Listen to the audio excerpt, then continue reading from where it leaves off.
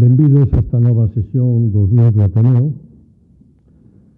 En primeiro lugar, quixera dar as gracias a dona María Emilia Casas pola súa disponibilidade para estar hoxe aquí con nós e poder escoitar e participar na súa conferencia Xusticia e Dereitos. Sin dúbida, a xustiza é un pilar básico do Estado democrático e sentimos dende a sección de Sociedade Civil a necesidade de facer unha reflexión sobre a mesma. Por iso, quixemos convidar a dona María Emilia Casas, catedrática da Universidade e expresidenta do Tribunal Constitucional, pola súa longa trayectoria docente e investigadora no seo da Universidade, e tamén como magistrada primeiro e logo despois como presidenta deste tribunal que xoga un trascendental papel nunha sociedade democrática. En reconhecemento do traballo desenvolvido nestes dous ámbitos, foi nomeada doutora honoris causa pola Universidade Carlos III de Madrid, así como polas de Málaga, Las Palmas e recentemente a de Santiago de Compostela. E recibiu a Gran Cruz de San Raimundo de Peñafort, a Gran Cruz da Orden de Carlos III e a Medalla da Orden do Mérito Constitucional, máximas distincións nos eidos xurídico e civil en España.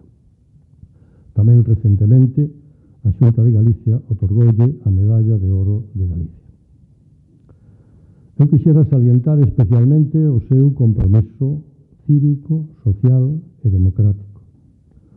Foi a primeira muller catedrático de Dereito do Traballo e Seguridade Social e tamén a primeira muller en presidir o Tribunal Constitucional, destacando nestes ámbitos por modernizar o estudio e a legislación laboral en España e consolidando no ámbito xudicial a tutela antidiscriminatoria por razón de xénero, a conciliación da vida laboral e familiar dos traballadores e traballadoras, a protección das traballadoras embarazadas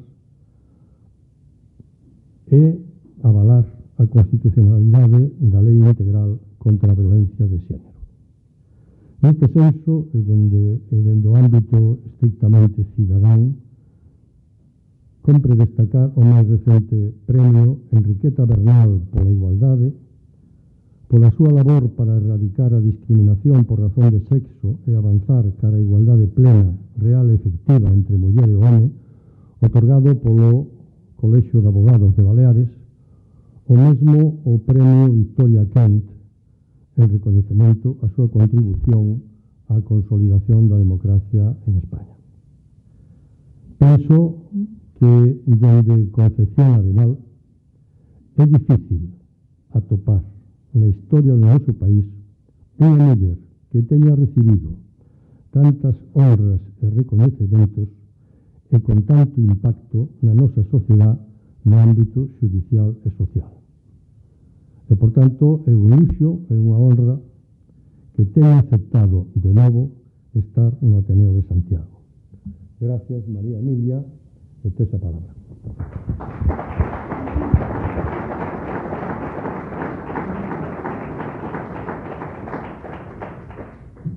Muchas gracias. Buenas tardes, buenas noites. Bueno, después de estas palabras, la verdad es que solo cabe el silencio, ¿no? Porque yo soy una admiradora de Concepción Arenal y me parece que toda su obra se resume en un lema, si es posible resumir toda la obra de Concepción Arenal, en un lema que es la lucha por lo bien hecho, el trabajo por lo bien hecho. Eso para ella era absolutamente inapelable, ¿no? Y esa comparación pues verdaderamente me deja sin respuesta porque es una de mis figuras más admiradas y no creo que yo la llegue ni al tobillo, sinceramente. Pero bueno, agradezco la presentación tan cariñosa del profesor Candela, agradezco al Ateneo de Santiago que me haya vuelto a invitar, ya estuve en una ocasión, por cierto, muy a gusto con ustedes y agradezco pues tanta gente en el público que conozco y permítame que cite al profesor Gárate, al profesor Miranda Otto y a la profesora Maneiro, aunque no la veo, pero bueno, seguro que está, sí, que son de mi área de conocimiento y bueno, al profesor Gárate pues llevo yo y al profesor Miranda y a la profesora Maneiro tantas cosas y eso que llevo en el corazón como prenda más importante, que es el doctorado honoris causa por la Universidad de Santiago. Por tanto, es muy emocionante y muchas gracias por estar aquí y muchas gracias a todos ustedes. Pues don Francisco Pancho, no sé cómo llamarle, me propuso hablar de la justicia. Y decíamos, a ver si encontramos un buen momento para hacerlo. Y cuando cerramos a esta fecha, pues resulta que va a ser el peor momento para hacerlo, ¿no? Entonces yo lamento mucho hablar de la justicia y de derechos, es más fácil hablar de derechos, pero yo lo enlazaba porque si una justicia en un ordenamiento judicializado, pues los derechos los reconoce el legislador, pero luego también los jueces, y por tanto estaban las dos materias unidas. La justicia y los derechos en sentido de ordenamiento jurídico y los derechos subjetivos, ¿no?, en los que interviene decisivamente la justicia. Pero lamento hacerlo en un día como hoy con tanta novedad acerca de instituciones tan relevantes en el ámbito de la justicia como el Tribunal Constitucional y, porque nuestra Constitución lo ha querido, el Consejo General del Poder Judicial. Por tanto, algo tendré que decir de la Constitución y del valor de la independencia de la justicia, que es un valor absolutamente central, que está constitucionalizado en la fórmula del Estado social y democrático de derecho, y además es un valor enunciado en el artículo 2 del Tratado de la Unión Europea, si entendemos, como parte de la doctrina ACE, que ese artículo 2 del TUE tiene contenido constitucional, no solo la Carta de Derechos Fundamentales dentro del derecho primario tiene contenido constitucional, sino ese artículo en concreto que reconoce o recoge los valores comunes a los Estados miembros donde aparece el Estado de Derecho, y ese Estado de Derecho se identifica por una pieza esencial que es la independencia de la justicia. Sin el Poder Judicial como poder independiente no hay Estado de Derecho. Y ese artículo 2 se enlaza con el artículo 19 que obliga a los Estados a facilitar el derecho a la tutela judicial efectiva. Y como consecuencia de una sentencia del 2018, ya de hace unos años, sobre la Asociación Judicial de Jueces Portugueses, pues la Unión se ha atribuido unas competencias invigilando de que todos los Estados miembros cumplimos con el Estado de Derecho representado por la independencia de la justicia, ¿no? Y además ha puesto en funcionamiento políticas económicas de reparto de los fondos Next Generation, que desde luego no otorga a aquellos Estados miembros que no cumplen con este valor tan central. Conocemos, o no lo sé si lo conocen, pero bueno, el largo conflicto con el Tribunal Polaco, que data de 2005, pero que ha tenido sentencias muy relevantes en 2021 y en marzo de 2022, la K-227 del Tribunal Polaco, que ha declarado la inconstitucionalidad del Tribunal Constitucional Polaco nada más y nada menos que del artículo 1, del artículo 2 y del artículo 19 del TUE, considerando que las sentencias del Tribunal de Justicia de la Unión Europea incurren en ultra vires, se meten donde nadie les llama y además son contrarias a su Constitución. Y además también, para no quedarse corto, ha declarado inconstitucional en Polonia el artículo 6 del Convenio Europeo de Derechos Humanos, que es un artículo que garantiza el derecho a un proceso equitativo, el derecho a un proceso justo, y el proceso justo tiene como premisa la independencia judicial, la independencia de quien juzga ese proceso. Pues previamente el Tribunal Europeo de Derechos Humanos había declarado también que Polonia contravenía ese artículo 6 del Convenio Europeo de Derechos Humanos conflicto no tan grave como el de Polonia, pero también importante sobre independencia de la justicia, este se refería también al Tribunal Supremo y al Tribunal Constitucional por una reforma en el 5 sobre la renovación del Tribunal Constitucional en manos del Gobierno. Ha sostenido la Unión Europea con Hungría y con Bulgaria, y a nosotros nos ha visitado y reclama pues la renovación urgente del Consejo General del Poder Judicial y de los órganos constitucionales, pero nos reclama también la revisión de la ley, que es aquí donde se ha producido, como todos saben, el conflicto, que ahora ha derivado por otros caminos relativos al derecho de sedición o a la reforma del delito de sedición, pero donde ha estado centrado ha sido en el modelo de elección de los jueces del Consejo General del Poder Judicial, y eso ha determinado una posición política contraria a la renovación de ese órgano, y esto ha coincidido con que en el Tribunal Constitucional, como saben ustedes, se integran 12 magistrados, 4 a propuesta del Congreso de los Diputados, 4 a propuesta del Senado, por una mayoría cualificada de 3/5, 2 por el Gobierno y 2 por el Consejo General del Poder Judicial. Entonces, ese Consejo no renovado en 4 años tiene que elegir a estos 2 magistrados del Tribunal Constitucional. La Constitución no señala por una mayoría de 3/5 respecto de estos 2 del Consejo General del Poder Judicial. Lo dice la Ley Orgánica del Poder Judicial, que nombrarán a esos 2 magistrados por mayoría de 3/5.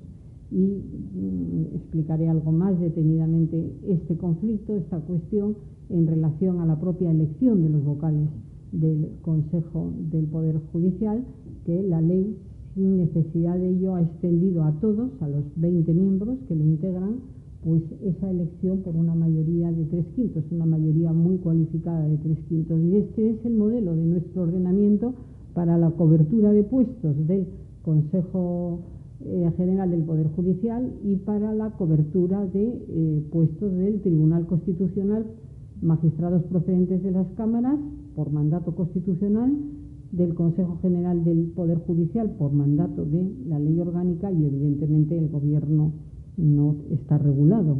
Como elige el Gobierno no necesita ninguna mayoría, es un acto de Gobierno, ¿no?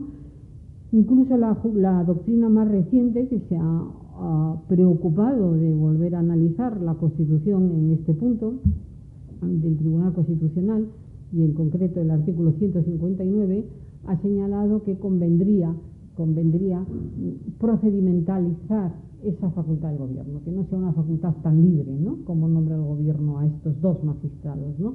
Porque, como trataré de explicar, la evolución del sistema desde su origen ha ido hacia una mayor procedimentalización, ¿no? Los propuestos tienen que pasar por las cámaras, si son propuestos por las cámaras, sostener una entrevista en las cámaras, y pues parte de la doctrina constitucionalista señalaba que esta designación por el Gobierno de 2 sin más, que debería también haber ahí una cierta procedimentalización, ¿no? Todo esto porque lo señalo como punto de partida, porque está describiendo un modelo de consenso, que es el modelo de la Constitución. Nosotros tenemos una Constitución de concordia, de consenso, y entonces coloca las instituciones básicas de esa Constitución en el consenso, y actuar de la manera que se va a actuar, yo creo que es constitucional, porque insisto que estos 2 miembros del Tribunal Constitucional que elige el Consejo General del Poder Judicial no es la Constitución la que exige la mayoría de 3/5, sino la Ley Orgánica.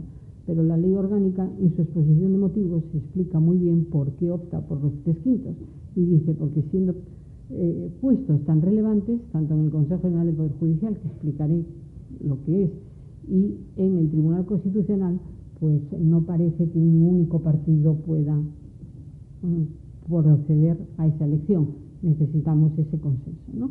Y ese consenso es en el que habíamos venido estando en una posición más cómoda o más incómoda desde 1980, y cada vez que tocaba renovar, pues la incomodidad ha sido mayor, ¿no? Y hemos llegado a un momento, pues yo diría que muy lamentable, ¿no?, de incumplimiento constitucional, porque desde luego los órganos hay que renovarlos en plazo, es un mandato inexcusable, pero también me parece un mandato inexcusable la búsqueda del consenso sobre las personas nombradas. Es decir, que esta práctica que se ha generado, salvo en el primero y en el segundo tribunal, ¿no?, en que se optó por la excelencia, ¿no? Y cuando se opta por la excelencia en el 80, en constituir un tribunal de excelencia, no se hablaba de la excelencia. En aquellos años yo me he molestado en mirar cómo se hizo. No se habla de la excelencia. En este momento se habla de la excelencia. ¿Y qué es la excelencia? Pues la excelencia es fundamentalmente independencia de criterio. Fundamentalmente es eso, independencia de criterio. Una persona de excelencia tiene independencia de criterio. Una persona que tiene que depender del criterio de otra, porque no es excelente en su formación, no tiene independencia de criterio. Allí se hizo un tribunal de excelencia, donde la independencia de criterio estaba asegurado, y se pensó pues que en las renovaciones siguientes todo iba a transcurrir con un mandato también de consenso, que, como entendió muy bien el presidente Tomás y Valiente, significa no la política de cuotas: 2 para ti, 2 para mí, 1 para ti, 3 para mí, 2 para ti, 1 para ti, 1 para mí, 1 de consenso, sino que el consenso es sobre cada persona, sobre cada integrante del tercio, sobre cada uno de ellos. Ahora, sobre los dos, el consenso no es uno de progresistas y otro de conservadores, sino que el modelo que teníamos inicialmente de arranque era un modelo de consenso de todos sobre esas personas de excelencia, que hay que asegurar la legitimidad de origen, la legitimidad, la independencia de criterio, aunque uno esté propuesto por el Partido Socialista y otro por el Partido Popular, que son los dos proponentes, pero se asegura la independencia de criterio si hay consenso sobre las personas, de todos sobre todos, no un consenso repartido: 2 nombro yo, 2 el otro partido.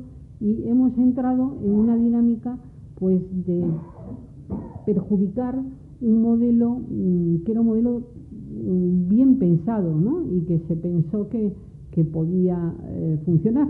Llevamos 44 años de Constitución y estamos posiblemente en una crisis constitucional pues tan grave como la de Cataluña, como la del 17, y como la que pasó tan desapercibida, muy poco estudiada por la doctrina, y un trabajo de Ignacio de Oto muy poco citado, porque no se puede citar mucho, que es cómo se resolvió la crisis constitucional del 23F, porque no forma parte de los estudios científicos sobre las crisis de la Constitución, ¿no? El estado de alarma de Zapatero sí, por supuesto los estados de alarma de la COVID sí, pero ¿qué pasó el 23F? ¿Cómo se resolvió aquello? Pues todos lo sabemos, pero no cuenta con una analítica importante de las crisis constitucionales, ¿no?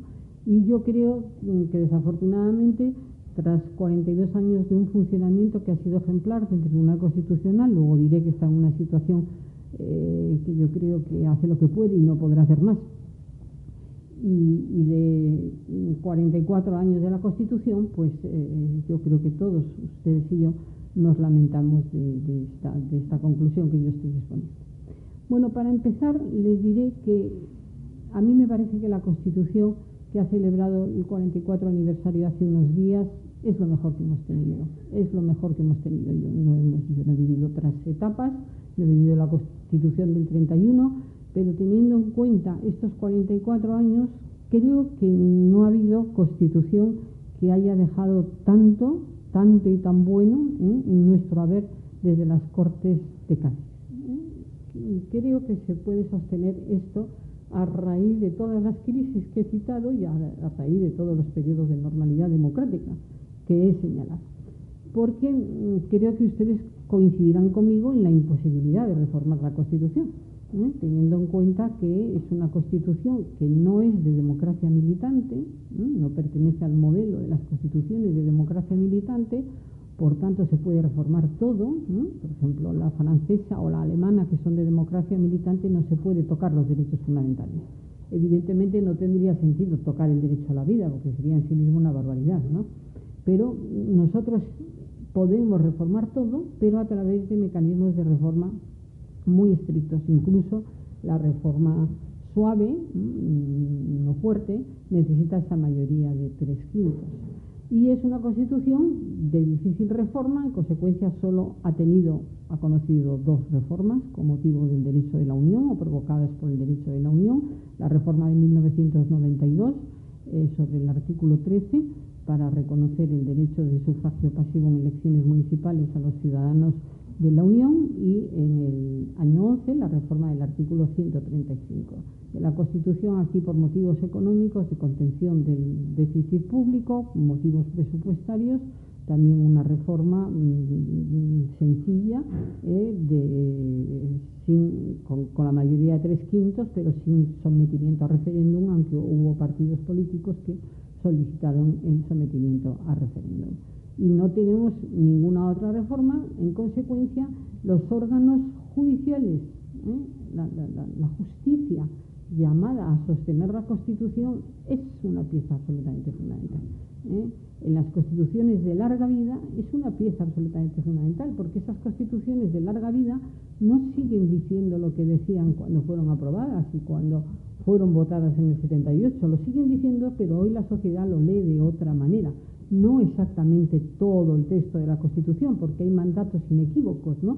Voy a decir una cosa muy obvia, pero si la capital del Estado es Madrid, no cabe ninguna otra interpretación. Pero a la protección a la familia, pues caben muchas interpretaciones. ¿Qué es familia? La familia conyugal, la familia morusorio, la familia monoparental, la familia de personas del mismo sexo. Es una institución que ha variado absolutamente, ¿no? Y no digamos si de una constitución analógica como la nuestra pasamos al mundo digital, ¿no? Nosotros pues tenemos una constitución que utiliza una vez la palabra informática. En el 18.4 ni se olía lo que iba a venir posteriormente, ¿no? Y no obstante, en el 2000 el Tribunal Constitucional, por eso digo que es tan importante la justicia en la creación de derechos, creó un derecho nuevo. No obstante, tener una Constitución con una lista de derechos fundamentales cerrada, absolutamente cerrada. El tribunal no puede ampliar derechos, pero ahí amplió en un recoveco del 18.4 que dice: la ley limitará el uso de la informática para garantizar los derechos a la intimidad, a la propia imagen, la privacidad. Y entonces el Tribunal Constitucional, teniendo en cuenta también en el momento aquel la Directiva Europea sobre protección de datos, elaboró un derecho a la protección de los datos personales como una facultad dominical de utilizar nuestros propios datos, de cederlos, si deseamos cederlos, recuperarlos, si deseamos recuperarlos. Por tanto, una facultad de disposición sobre nuestros datos que exige nuestro consentimiento sobre los datos, salvo excepciones, ¿no?, que están en la ley. Y esto lo hace el tribunal en el 2000. Es verdad que lee una sentencia del Tribunal Constitucional alemán, que posteriormente no cita, pero está tomado esto absolutamente de la libertad informativa de la Constitución de la Ley Fundamental de Bonn y del Tribunal de Karlsruhe, y crea un derecho nuevo porque la Constitución no prevé. Entonces, una Constitución no reformada como una Constitución nueva, ¿no? Una Constitución nueva y una Constitución no reformada necesitan de órganos judiciales, ¿no?, de todo el sistema judicial, y es el sistema judicial coronado por un órgano especial, separado del Poder Judicial, en los modelos de justicia constitucional concentrada, como es el nuestro, que es el Tribunal Constitucional. Por tanto, para el mantenimiento vivo de la Constitución, que es un texto vivo que organiza nuestra convivencia, como se demuestra todos los días, necesitamos pues una justicia independiente, ¿no? Necesitamos la presencia de un poder judicial independiente que asegure nuestros derechos. Entonces, este es un poco el planteamiento que yo les quería hacer, partiendo del artículo 1.1 de la Constitución española, que, como saben, constitucionaliza la forma de Estado, el 1.3 la forma de gobierno, y constitucionaliza la forma de Estado. Los constitucionalistas dicen que la forma de Estado es el Estado democrático, que el Estado social y de derecho no es la forma de Estado. Hay otros que entienden que toda la fórmula es la forma de Estado. Los que dicen que solo constitucionaliza como forma de Estado el Estado democrático señala que ese Estado es un Estado democrático que tiene que cumplir funciones sociales, pero la función social no determinaría la forma de Estado, y que evidentemente creado o constitucionalizado por una Constitución es necesariamente un Estado de Derecho, porque la Constitución es derecho. Pero podemos entender que las tres notas, Estado democrático, de derecho y social, son la forma de Estado.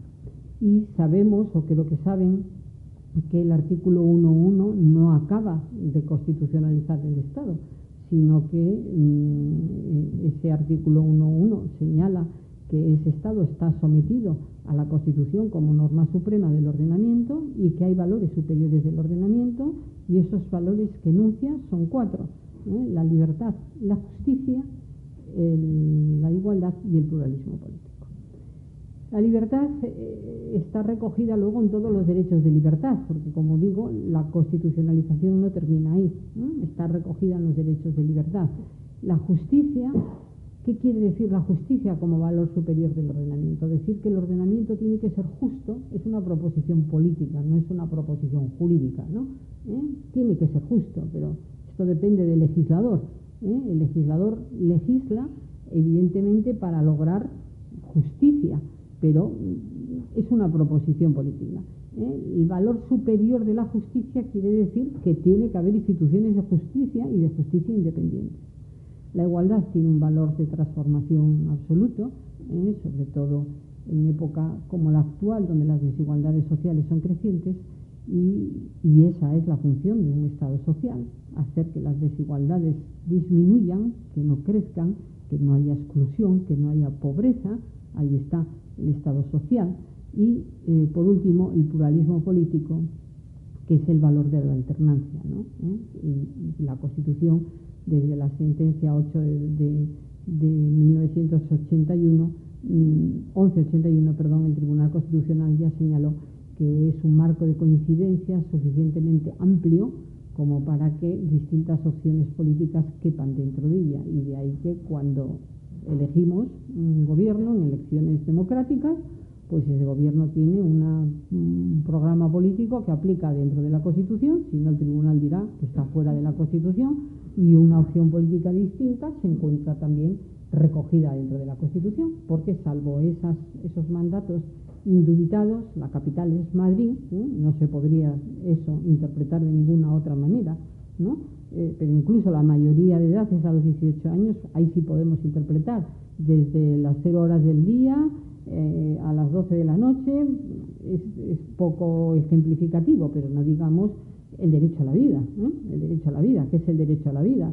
En relación con el aborto y la eutanasia, que son temas absolutamente sensibles para las sociedades, ¿no? Y el valor de la justicia, de una institución de justicia, precisamente es poner en marcha esos preceptos y ponerlos en marcha con una opción conservadora o más conservadora dentro de la Constitución, por supuesto, y dentro de lo que el Tribunal Constitucional dice que es el derecho a la vida, o una opción menos conservadora o más rupturista dentro de la Constitución, porque el Tribunal dice que eso está dentro de la Constitución. Bueno, yo creo que el modelo es un modelo muy aceptable, es un modelo que se explica en el año 80, porque en el año 80 la jurisdicción constitucional concentrada tiene un gran éxito en Europa, sobre todo el Bundesverfassungsgericht, el Tribunal Alemán y la Corte Constitucional Italiana están dando ejemplo de lo que hacen las jurisdicciones constitucionales concentradas de interpretación de la Constitución, y nosotros nos subimos a ese carro, ¿no? Inmediatamente, como el mundo evoluciona tan rápido, nos vamos a colocar como uno de los tribunales de referencia. Nosotros hemos sido un ejemplo de modelo de justicia constitucional concentrada para Portugal, por ejemplo, pero no digamos para las constituciones de la cuarta, quinta o sexta ola, promovidas todas por la Comisión de Venecia, que es un órgano del Consejo de Europa, que tiene como lema avance hacia la democracia a través del derecho, ¿no? Y hoy pues son escasos los países que no tienen constitución, con independencia de que sean sistemas de judicial review o sean sistemas de justicia constitucional concentrada. Nosotros optamos por una justicia constitucional concentrada, que quiere decir que el control de la ley solo está en manos del Tribunal Constitucional. Quien puede anular una ley es exclusivamente el Tribunal Constitucional. En cambio, teníamos, mejor dicho, un amparo a la alemana. Ahora no tenemos un amparo a la alemana. El amparo a la alemana era un derecho subjetivo de protección de los derechos fundamentales de los ciudadanos, y ese amparo es en la última instancia después de haber tramitado la vía ordinaria del Poder Judicial. La vía del Poder Judicial, como recurso último, como recurso subsidiario, entra en juego la jurisdicción constitucional para defensa de derechos fundamentales. Y yo creo que ha hecho una tarea muy importante en España, porque ha inundado nuestro ordenamiento de valores internacionales. Somos un Estado homologado con cualquier otro Estado. Ha interpretado virtualmente todos los derechos que están reconocidos en la Constitución y les ha dado un contenido esencial. Señalaré que ha creado algún derecho, además del derecho a la protección de datos, en la parte última de la intervención, y ha sostenido esos derechos fundamentales no solo para los españoles, sino también para los inmigrantes, los extranjeros que con nosotros conviven, porque tienen una situación de regularidad, y otros derechos que son absolutamente ligados a la dignidad de la persona, pues el derecho a no ser discriminado, el derecho a la vida, el derecho a defenderse. Volvemos a la justicia, el derecho a la tutela judicial. El tribunal lo ha atribuido también a quienes se encuentran ilegalmente con nosotros en nuestro país. De manera que ha hecho una tarea muy ejemplar de desarrollo de los derechos fundamentales, que yo creo que la jurisdicción ordinaria pues la practica pues con facilidad grande, y las administraciones públicas, después de todos estos 42 años de jurisprudencia constitucional. Pero vamos al problema que es justicia y derechos en este momento, ¿no? Justicia y derechos en este momento.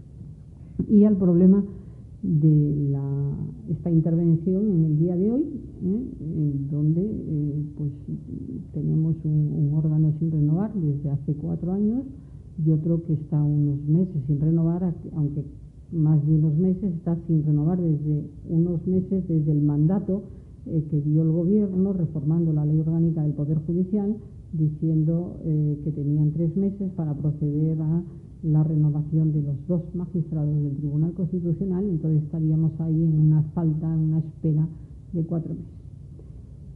A mí me parece preocupante, aunque esto lo dejo para el coloquio, no sé qué piensan ustedes, que hay una especie de confusión en los ciudadanos entre lo que son las instituciones constitucionales, que tienen una importancia absolutamente decisiva, porque un sistema institucional de un país es el derecho del país, ¿no?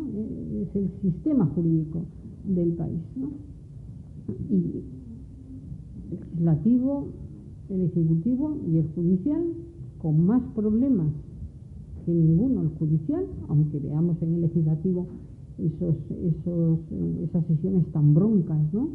De falta de consenso, tan tremendas, pero la pieza que se ha notado o que se ha revelado más delicada es la independencia del Poder Judicial, es el papel del Poder Judicial.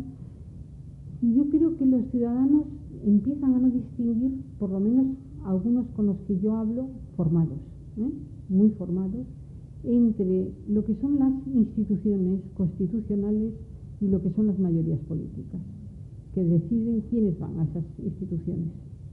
Y entonces hablan del Tribunal Constitucional, de estos del Gobierno, de la mayoría progresista, ¿no? De la mayoría conservadora. O sea, hemos llegado a mezclar tanto al órgano proponente politizado con la institución, que ya no distinguimos la institución del órgano que propone. Porque yo he oído afirmaciones como no se debe renovar el Consejo General del Poder Judicial porque eso significa mayoría de Sánchez. Yo esto lo he escuchado de personas formadas, ¿no? Entonces, no, pero vamos, la Constitución está para ser cumplida, Es decir, no nos podemos llevar las manos a la cabeza si el Parlamento de Cataluña aprueba una ley de separación del Estado, y no llevarnos las manos a la cabeza si un órgano de 5 años sigue 9 en ejercicio. O si el Tribunal Constitucional, bueno, yo tardé 3 años en ser renovada. Es decir, que son anomalías y que van por una pendiente que cada vez es menos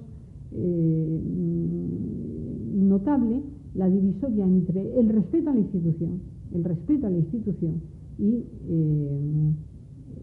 las mayorías o los órganos llamados a hacer esa propuesta. Y entro en el tema esencial y luego en los derechos que quería exponer, que es los dos órganos en cuestión, ¿no? El Consejo General del Poder Judicial. Pues miren, es un órgano regulado en el artículo 122 de la Constitución y es un órgano inédito para nosotros. Nunca habíamos tenido un Consejo General del Poder Judicial, nunca. No existe en todos los Estados miembros de la Unión Europea, existe en Francia, existe en Italia, pero no existe en Alemania. No es un órgano necesario, no es un órgano imprescindible. Es la opción del constituyente español. Y fíjense, el actual 122, que es el que regula el Consejo General del Poder Judicial, se aprobó, pero vamos, en un santiamén, prácticamente sin discusión alguna sobre este órgano y sobre lo que hay aquí, que ahora les voy a leer. 5 años después empezaron, yo creo que las críticas antes, y 5 años después empezaron las disfunciones respecto del órgano. El Tribunal Constitucional se aprobó rapidísimamente, también sin gran discusión. No hubo discusión, no se planteó nadie si el control de la normatividad de la Constitución, que es lo que hace un Tribunal Constitucional, y por eso tiene capacidad de rechazo del legislador democrático inconstitucional, podía hacerlo el Senado o podía hacerlo el Rey, ¿no? Esto se plantea en el 31, esto se plantea en Cádiz, se plantean otros ordenamientos, pero aquí no hubo duda que había que crear un Tribunal Constitucional, que no sabíamos cómo se iba a colocar, cómo iba a ganarse un sitio al sol ese Tribunal Constitucional, con la mala experiencia del Tribunal de Garantías Constitucionales de la República. Pero esto se aprueba con facilidad tan notable como la de los derechos fundamentales, que fue muy fácil esa aprobación. Esa la necesitábamos para homologarnos con Naciones Unidas, con los textos de Naciones Unidas, con el Convenio Europeo, con nuestro afán de entrar en la Unión Europea, y por tanto ahí se cogieron todos los textos internacionales y más o menos se volcaron para tener una Constitución homologable con los derechos humanos internacionales o europeos, y esto, insisto, con gran rapidez y sin grandes discusiones, ¿no? El Consejo General del Poder Judicial, pues fíjense, creo que el texto es de 5 de diciembre, el primer texto que se publica de la Constitución del 5 de diciembre del 76, no se mueve una línea de ese texto, por tanto se aprueba con enorme facilidad. Y es un órgano de gobierno del Poder Judicial. Y dice, la ley orgánica establecerá su estatuto y el régimen de incompatibilidades de sus miembros y sus funciones, en particular en materia de nombramientos, accesos, inspección y régimen disciplinario. Ese 122 está en el título 6 del Poder Judicial, que llamó la atención porque el judicial es el único llamado poder por la Constitución. No habla del poder legislativo jamás, ni del poder ejecutivo jamás, ¿no? Habla de las Cortes, habla del gobierno, habla del ejecutivo, pero no solo califica como poder al judicial, porque la Constitución fue sensible, quería que ese poder, tener una división de poderes, una Constitución democrática, dado de dónde veníamos, y que ese poder judicial fuera un poder independiente. Y regula el poder judicial residenciándolo ¿dónde? En los jueces, en cada juez o en cada magistrado, en cada órgano, ¿no? La justicia emana del pueblo, 117, y se administra en nombre del rey por jueces y magistrados integrantes del Poder Judicial. El Poder Judicial son los jueces y magistrados, no el Consejo General del Poder Judicial, sino los jueces y magistrados, que son independientes, inamovibles, responsables, y aquí está la independencia, y sometidos únicamente al imperio de la ley. No sometidos a su conciencia, no sometidos a su cabeza, sino al imperio de la ley. ¿Te guste la ley o no te guste la ley? Esta es la grandeza de la independencia del Poder Judicial, que está sometido en una monarquía parlamentaria como la nuestra a la soberanía popular, a lo que señalan los ciudadanos, aprobando una mayoría política determinada que varía, como he señalado, las leyes, están sometidos a las leyes y aplican, interpretan esas leyes, les guste o no la ley. Esta es la garantía de la independencia. La independencia es eso, la sumisión a la ley. El criterio de decisión está en la ley. Y quienes integran el Poder Judicial son jueces y magistrados. No pueden ser separados, tienen todo tipo de garantías de esa independencia, trasladados ni jubilados, sino por alguna de las causas y con las garantías previstas en la ley. El ejercicio de la potestad jurisdiccional consiste en juzgar, hacer ejecutar lo juzgado, insiste, corresponde exclusivamente a los juzgados y tribunales determinados por las leyes, según las normas de competencia y procedimiento que las mismas establecen. Esto es el Poder Judicial. Lisa y llanamente, esto es el Poder Judicial. Y quien puede verse molestado en su independencia es el juez, el magistrado del tribunal, no el Consejo General del Poder Judicial. El Consejo General del Poder Judicial, se ha dicho, no es Poder Judicial. Hay otra parte de la doctrina que dice, hombre, esto es excesivo porque se llama Consejo General del Poder Judicial. Lo que quiere decirse es que no es Poder Judicial, porque el Poder Judicial son los jueces y magistrados, pero es el Consejo de Gobierno del Poder Judicial, y entonces hay un entendimiento distinto del Poder Judicial como la carrera judicial, los ascensos, los nombramientos, las situaciones estatutarias de los jueces, las jubilaciones, y entonces ese gobierno lo hace un Consejo General del Poder Judicial, y la finalidad es garantizar la independencia del Poder Judicial. Pero el Consejo General del Poder Judicial no es independiente, o no tiene por qué ser independiente, es el órgano de gobierno de los jueces. Y el 122.3 dice, el Consejo General del Poder Judicial estará integrado por el presidente del Tribunal Supremo, que lo presidirá, y por 20 miembros nombrados por el rey por un periodo de 5 años. Hasta aquí no hay duda ninguna, ¿no? También esto se ha hecho mal porque el Consejo General del Poder Judicial está integrado por el presidente del Tribunal Supremo, que lo presidirá, y por 20 miembros nombrados por el rey por un periodo de 5 años, pues por periodo de 5 años no es por decir, ¿no? Estamos en un periodo de 9 años, o sea, no hemos cumplido esta norma. Y ahora viene la problemática, y donde entra en cuestión la Unión Europea, que dice, de estos, fíjense, de estos, 12 entre jueces y magistrados de todas las categorías judiciales en los términos que establezca la ley orgánica. Sigo. 4 a propuesta del Congreso de los Diputados y 4 a propuesta del Senado, elegidos en ambos casos por mayoría de 3/5 de sus miembros, entre abogados y otros juristas, todos ellos de reconocida competencia y con más de 15 años de ejercicio en su profesión. Y hay una primera ley del año 80, de UCD, donde de estos 12 entre jueces y magistrados los elegían los propios jueces y magistrados, pero no dice por jueces y magistrados, sino dice de estos 12 entre jueces y magistrados. Hay que elegir entre jueces y magistrados, pero no dice que por los jueces y magistrados. De todas las categorías judiciales, en los términos que establezca la ley orgánica. La primera ley orgánica de UCD del año 80 dice, estos 12 se eligen por los jueces. Entonces se han elegido por las asociaciones de jueces.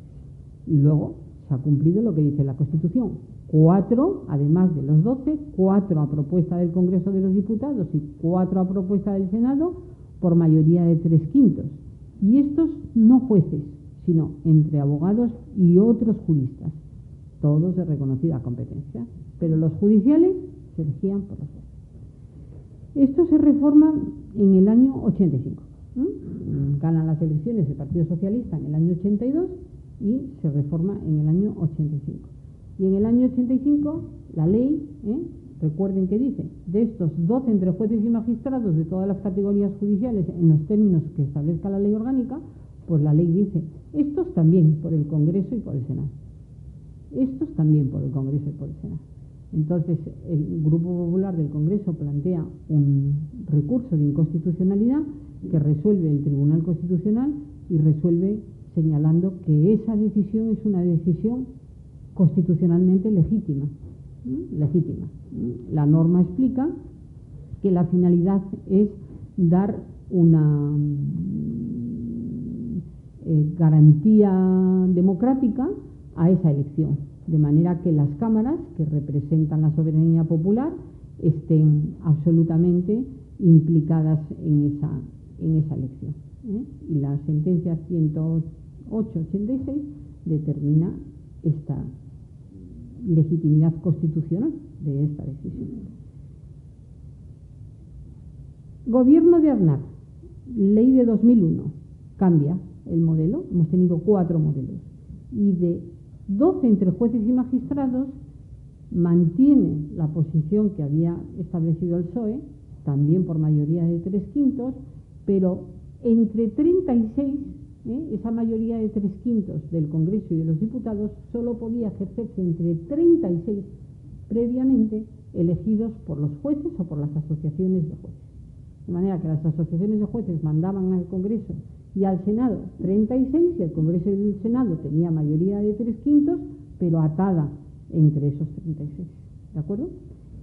Y viene el último modelo, que es el que tenemos vigente, del 13, modelo Gobierno Rajoy, que dice, bueno, vamos a abrir, ¿por qué 36? El que cualquier persona que tenga un aval de 25 miembros de la carrera judicial en activo puede presentarse. Y tanto las asociaciones como él mismo puede llegar al Congreso o al Senado, y ahí se produce la elección política, la elección de las cámaras, por esa mayoría de 3/5, pero entre aquellos que tienen de alguna manera un apoyo judicial, bien de una asociación judicial, bien de un 25% de miembros de la carrera judicial. Por tanto, con un cierto apoyo judicial a propuesta de. Y esto es lo que está ahora en debate, el cambiar este modelo, Y lo que ha creado parte del conflicto es si se renovaba, cumplidos estos 5 años, antes del cambio de modelo o después del cambio de modelo. La posición del Partido Socialista ha sido después del cambio de la ley del 13, y la posición del Partido Popular ha sido reformemos antes la ley y procedamos a elegir a los miembros del Consejo General del Poder Judicial una vez que se haya reformado la ley. ¿Qué nos ha dicho Bruselas después de la visita del comisario?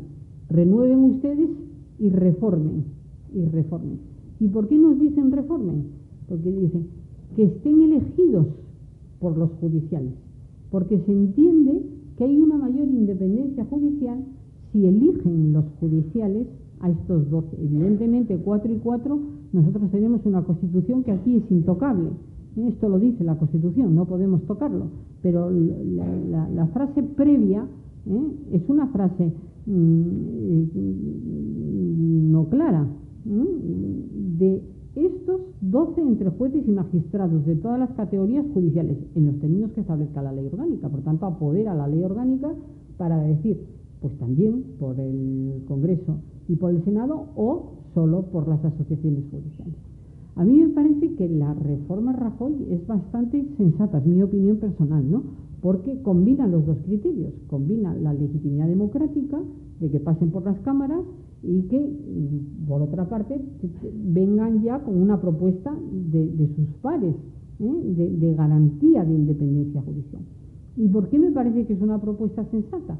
Pues porque este órgano, que no es Poder Judicial y que está al servicio de la garantía del Poder Judicial, tiene la facultad de nombrar 2 magistrados del Tribunal Constitucional. Y entonces enlazamos todo el sistema de justicia. Y claro, 4 lo nombra el Congreso de los Diputados. No cabe duda de legitimidad de origen, ¿no? Porque estas personas van a tener poder de decirle al legislador democrático: oiga, usted está fuera de la Constitución. Tengo mayoría absoluta, pues está usted fuera de la Constitución, y anula una ley, que es algo de un poder verdaderamente impresionante, ¿eh? Es ir contra la democracia, ¿no? Explicaré un poquito más esto. 4 del Senado, ¿eh?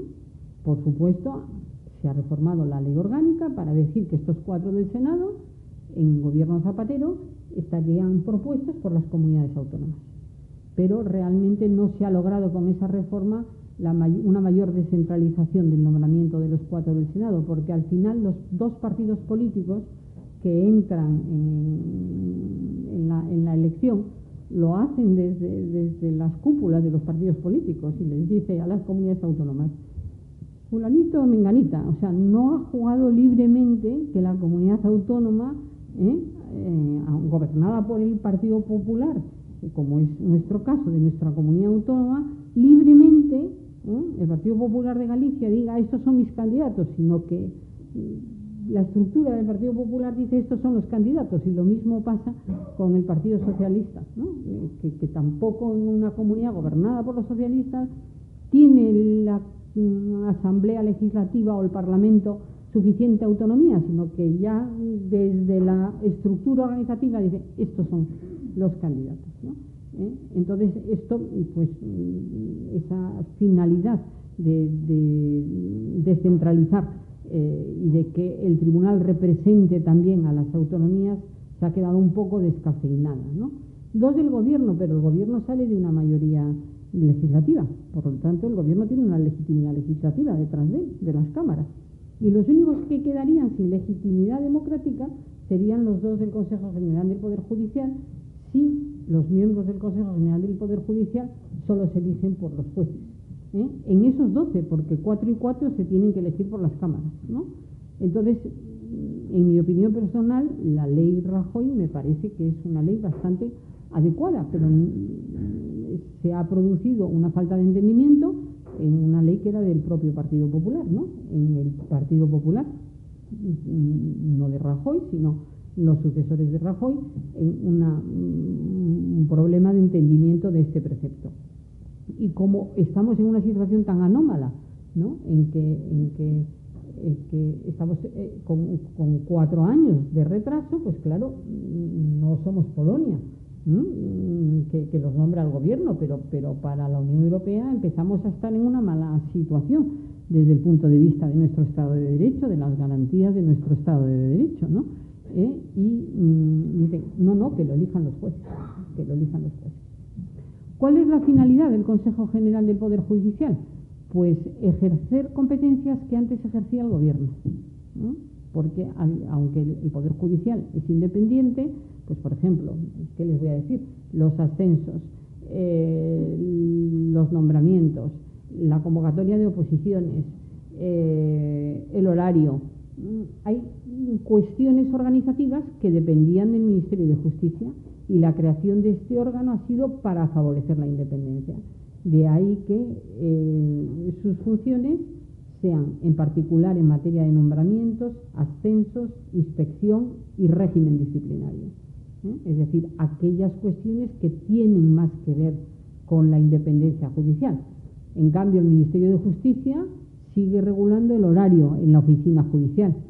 Se entra a tal hora y se sale a tal hora. O en la administración de Justicia está la comunidad autónoma que dice: este es el horario, ¿no? Eso ha determinado también recursos de inconstitucionalidad y determinó que el Consejo General del Poder Judicial, cuando se cambió la primera ley, que todos eran elegidos por los jueces, del 80 por la ley del 85, todos por las cámaras, planteara un conflicto de competencias contra las Cortes Generales, que iban a aprobar la ley orgánica del Poder Judicial, por entender que esa competencia era del Consejo General del Poder Judicial, a lo cual el Tribunal Constitucional desestimó el conflicto de competencias entre órganos constitucionales por falta de legitimación, porque no entendía que estuviera legitimado el Consejo General del Poder Judicial para oponerse a cómo las Cortes regulan la ley orgánica del Poder Judicial, que es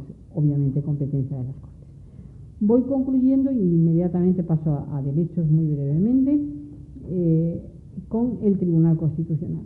El Tribunal Constitucional, en el 159, se dice que se compone de 12 miembros nombrados por el Rey, de ellos 4 a propuesta del Congreso, por mayoría de 3/5 de sus miembros, 4 a propuesta del Senado con idéntica mayoría, 2 a propuesta del Gobierno y 2 a propuesta del Consejo General del Poder Judicial.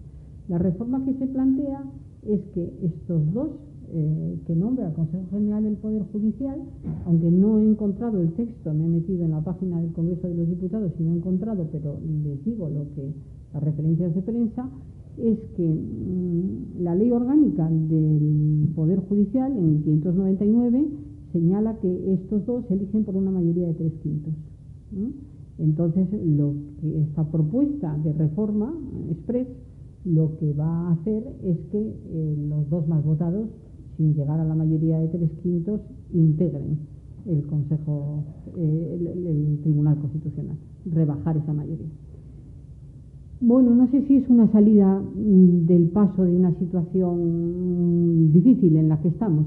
A mí me parece constitucional porque dice 2 a propuesta del Consejo General del Poder Judicial y no dice por mayoría de 3/5. Si lo dijera la Constitución sería absolutamente inconstitucional. Lo que se pretende hacer es actuar sobre la ley orgánica del Poder Judicial, no sobre la Constitución, que no dice esa mayoría, sino la dice la ley orgánica del Poder Judicial, con lo cual no estaríamos en el plano de la inconstitucionalidad, sino de la constitucionalidad. Pero en cuanto a la conveniencia, a mí me parece que no sé si esto resuelve el retraso en los nombramientos de los magistrados cuando dependen de las cámaras, porque en mi caso yo dependía del Senado y fueron 3 años y me parece algo complicado, ¿no?, reformar la norma. Pero yo tengo una vía de reforma de la norma que se la voy a comentar, ¿no?, a efectos de que esto debería funcionar como la seda, es decir, que cumplido el mandato se renueva y tiene que haber consenso sobre cada una de las personas para garantizar absolutamente la independencia judicial, lo mismo que el nombramiento de los jueces. No vamos a nombrar presidente del TSJ de Galicia a un conservador porque tiene mayoría la parte conservadora o la parte no conservadora. Cuando la ley del 85 se plantea este problema, dice, es cierto que si todos los miembros del Consejo General del Poder Judicial se eligen por las cámaras, puede haber una politización. La Cámara, evidentemente, o las cámaras están politizadas, pero dice, pero la justicia, esto debe ejercerse de tal manera que en la justicia se deje aparte la politización, que sería un modelo absolutamente ideal. O sea, nuestra Constitución hubiera funcionado idealísimamente, ¿no? Tendríamos una legitimidad de ejercicio a prueba de bomba y además de origen, ¿no? Y con todas las piezas, si en lugar de embarrarse en componendas políticas, esto se hace con luz y taquígrafos, el presidente de cada órgano tiene que avisar 4 meses antes, oiga, que cumple el mandato del Congreso, del Senado, del Consejo General del Poder Judicial, ponerse a negociar y en la Cámara, con luz y taquígrafos, en una y en otra, producir los nombres por consenso sobre cada una de las personas. Esta es una salida del paso porque, claro, 4 o 5 años sin renovar, pues hay que buscar una salida, pero no sé si es una salida que tiene capacidad de resolver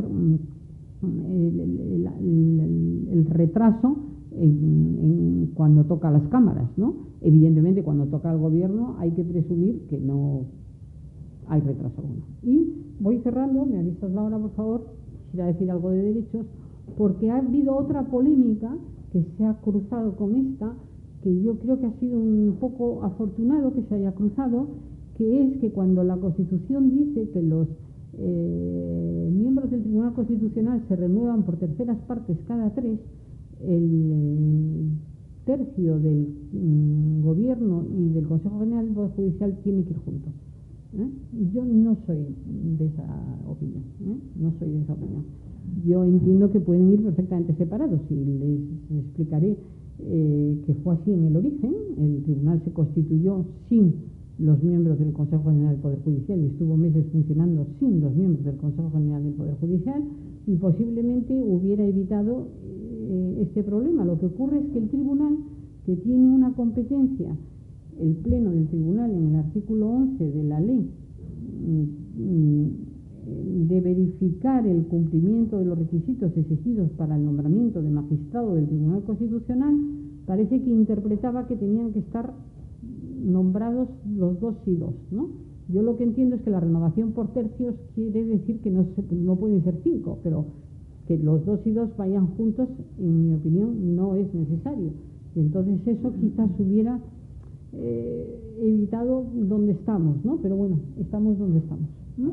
Lo que sí quiero señalar es que en la exposición de motivos y en la propia ley orgánica del Poder Judicial se dice que estos 4 y 4 van recordando, ¿no?, del Consejo General del Poder Judicial, que nombran las cámaras, en este momento todos.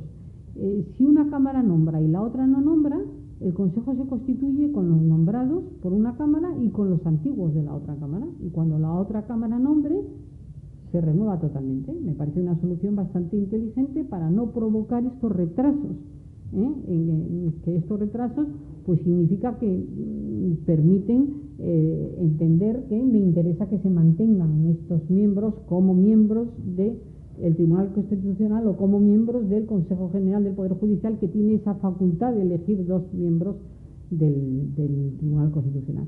Es decir, que teníamos un modelo en la propia, aparte de una experiencia histórica y muchísima doctrina constitucionalista diciendo que no hay que nombrar conjuntamente, pero que es una obligación del Gobierno cumplir, como una obligación del Consejo General del Poder Judicial. Tenía que haber nombrado, pero este entendimiento, entonces, como parece que el Tribunal ha entendido así esta facultad en el 11, parece que también esta reforma va a derogar esta facultad en el 11. Yo esta facultad, cuando la he ejercido, siempre entendía que era si cumplían los requisitos para ser magistrado del Tribunal Constitucional, pero no si tenían que venir juntos o separados. Nunca lo he entendido así, que tuviera ese poder el tribunal. Concluyo con una reflexión final. Dentro del tribunal se ha planteado muchas veces que porque hay una cierta, como les diré, una cierta contradicción latente entre un mandato de 9 años y una renovación por tercios cada 3, ¿no? Entonces, ¿qué debe prevalecer? ¿La renovación por tercios cada 3 o que cada magistrado tenga 9 años, aunque no se renueven todos juntos? Por ejemplo, ahora hay una vacante, desgraciadamente, del profesor Montoya en el Senado, ¿no? Pues se renovará sola, ¿no? Se debería renovar sola. Si el tribunal hubiera ayudado, que el tribunal ha hecho una interpretación señalando que hay que renovar conjuntamente el tercio, salvo cuando viene de 2 órganos distintos. Pero si hubiera dado preferencia al mandato de 9 años sobre la renovación por tercios, la presión política hubiera bajado muchísimo, porque no es lo mismo elegir a 1 que elegir a 4. Entonces, si el tribunal hubiera caminado por esa línea, posiblemente no estaríamos donde estamos, aunque nunca se puede hablar sobre hipótesis que no podemos comprobar. Tenemos que ser empíricos y poder comprobar lo que se dice. ¿Cuál es el modelo alemán, donde no hay un retraso? Que si no se cumple el plazo, coopta el órgano, es el órgano el que propone, y como el gobierno, el de turno, no quiere perder ese poder, desde luego que nombran plazo. ¿Podríamos nosotros hacer esto sin reformar la Constitución? Yo creo que podríamos hacerlo sin reformar la Constitución, porque esa podría ser una propuesta vinculante para el órgano que está llamado a proponer, porque a Su Majestad el Rey solo le pueden proponer 4, el Congreso, el Senado, o 3, o una vacante, el Congreso, el Senado, el Gobierno y el Consejo General del Poder Judicial. No lo puede proponer el Tribunal Constitucional, pero si el Tribunal Constitucional tiene capacidad, ¿no?, de imponer su decisión a ese órgano, podríamos encontrar una vía para evitar los retrasos con carácter general y tratando igual todos los tercios de renovación. Esto además es esencial, como les decía, para los derechos, ¿no? Y aquí voy a ir muy breve, porque el Tribunal Constitucional ha creado derechos.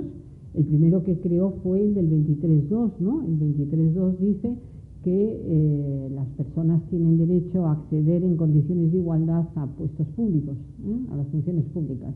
Y el tribunal dijo, ay, no solo esto, sino también a permanecer en condiciones de igualdad. No utiliza el verbo el 23.2, permanece, y el tribunal amplió. En el 24.2 no se habla de un derecho a la doble instancia en materia penal, no se habla de un derecho en materia de instancia. Nos condenó el Comité de Derechos Humanos de Naciones Unidas por el tema de los aforados, porque los aforados se les ve el juicio en el Supremo, entonces no hay una posible segunda instancia.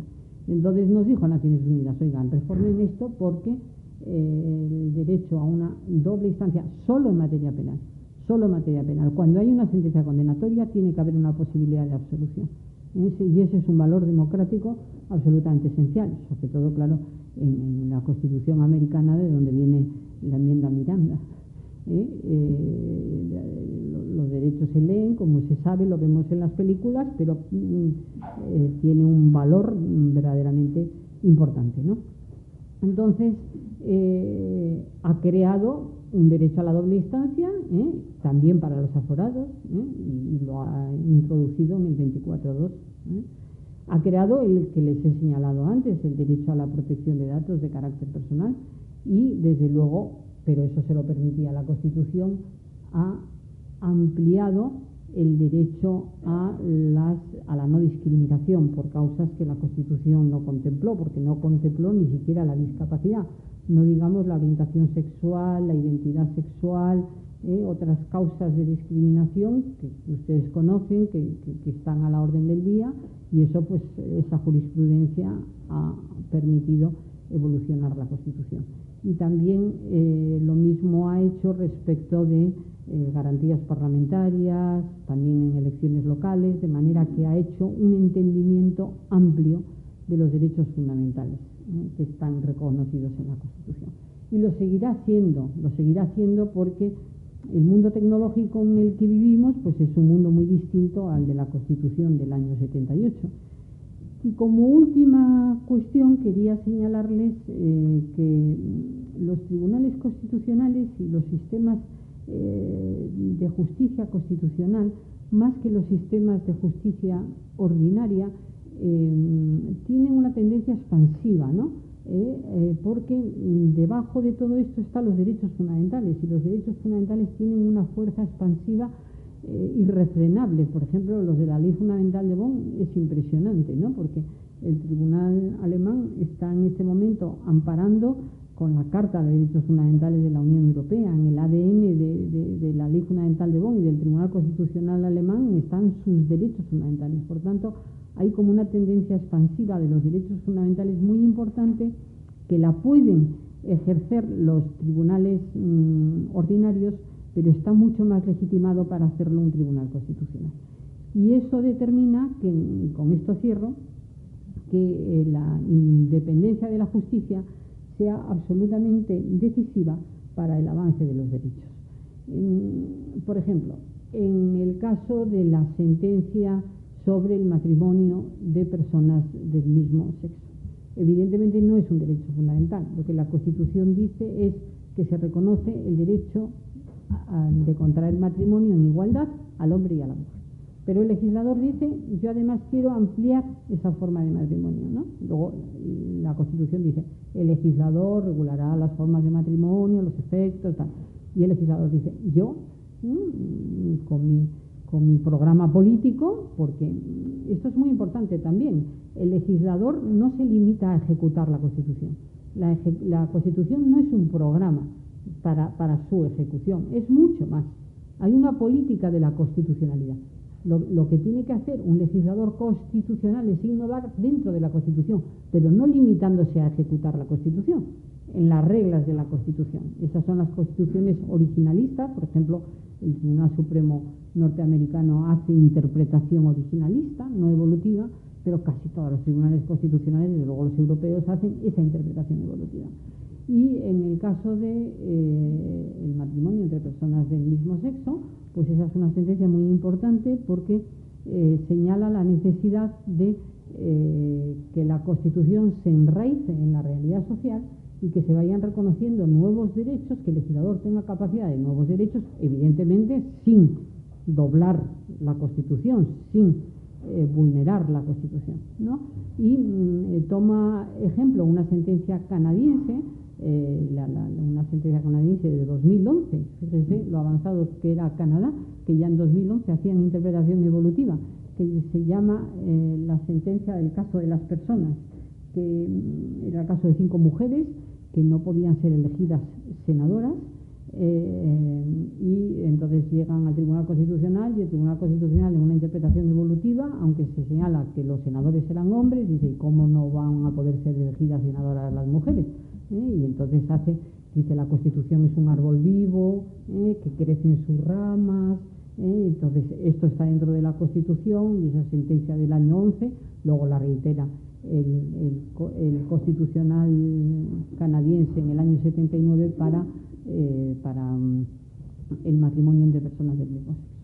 Y cierro con esto porque lo que les quería señalar, llevaría mucho tiempo decirles que esta Constitución está enraizada en el Convenio Europeo de Derechos Humanos, y verán ustedes, si manejan jurisprudencia constitucional, que es muy difícil encontrar una sentencia del Tribunal Constitucional que no cite una sentencia del Tribunal Europeo de Derechos Humanos. Verdaderamente es difícil encontrarla, una que no cite una sentencia del Tribunal Europeo de Derechos Humanos. Es verdad que el 10.2 tiene un mandato de interpretación cualificada en favor de las normas internacionales sobre los derechos fundamentales reconocidos en nuestra Constitución. Y estamos inmersos en el derecho de la Unión, ¿no? Que está dotado ahora de una Carta de Derechos Fundamentales de la Unión Europea. Por tanto, nos movemos en la construcción de una constitucionalización de derechos más amplia que la nuestra, que tiene en cuenta el Convenio Europeo de Derechos Humanos y la Carta. La Carta puede tener una protección menor, nos obligará si el Estado está aplicando derecho de la Unión, no en el caso de que no aplique derecho de la Unión, o una aplicación mayor. Pero lo que quería decirles con motivo del matrimonio de personas del mismo sexo, de la sentencia 198/2012, es que los tribunales constitucionales en este momento han superado las fronteras de los Estados. Y han superado las fronteras de los Estados más allá de la Unión Europea, no solo en Europa, sino que están en comunicación global. Es decir, hay una globalización constitucional, no solo hay una globalización económica, hay una muy benéfica y beneficiosa globalización de derechos, porque la cultura de los derechos fundamentales va avanzando. Entonces, el respeto a la dignidad de la persona, ¿no? La protección frente a situaciones inasumibles por las personas. Esto va avanzando a través de la voz de los tribunales constitucionales, que se miran unos a otros. Si consultan la página web de la Corte Constitucional Italiana, dice una afirmación como la siguiente: la justicia constitucional no es una cosa italiana, afecta a todo el mundo. Si consultan el Tribunal Austriaco, el primero en el que nos hemos inspirado, que celebró su centenario hace un par de años, dice prácticamente lo mismo. No digamos el Tribunal Alemán, es que dice que está inmerso en la internacionalidad, Puede verse aquí también una maniobra contra el TJUE, contra el Tribunal de Justicia, diciendo, bueno, mi identidad constitucional la voy a imponer ahora enlazándome con... Pero lo que quiero señalar para terminar son dos observaciones. Una, que los derechos fundamentales crecen, y que crecen también a través de las jurisdicciones constitucionales, que siendo instituciones estatales, la jurisdicción es una institución estatal de soberanía nacional, trascienden las fronteras. Trascienden las fronteras. Y segundo, que ha aparecido lo que yo llamo una litigiosidad constitucional global, que antes era desconocida, y que nos une a muchos países y que hace que los tribunales se miren unos a otros. El matrimonio entre personas del mismo sexo. Esto hace 10 años es que no estaba en ningún sitio. Ahora, si leemos la sentencia 198-2012, que parte de la sentencia de Canadá, les puedo leer frases, ¿no? La Constitución viva se enraiza en la cultura jurídica, que nutren no solo los textos jurídicos, sino también la realidad social jurídicamente relevante, las opiniones de la doctrina jurídica y de los órganos consultivos previstos en el propio ordenamiento, el derecho comparado y, en materia de la construcción de la cultura jurídica de los derechos, la actividad internacional de los Estados, manifestada en los tratados internacionales, en la jurisprudencia de los órganos internacionales que los interpretan y en las opiniones y dictámenes elaborados por los órganos competentes del sistema de Naciones Unidas, así como por otros organismos internacionales de reconocida posición. Bueno, esta es un ejemplo, pero la eutanasia es otro ejemplo, el aborto es otro ejemplo, el hacer las cuentas con el pasado, el genocidio de los judíos.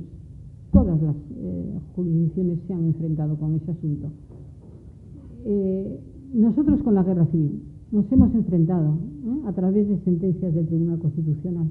Por tanto, el pasado llama también, y eso es global. Alemania tiene problemas del pasado en su Tribunal Constitucional.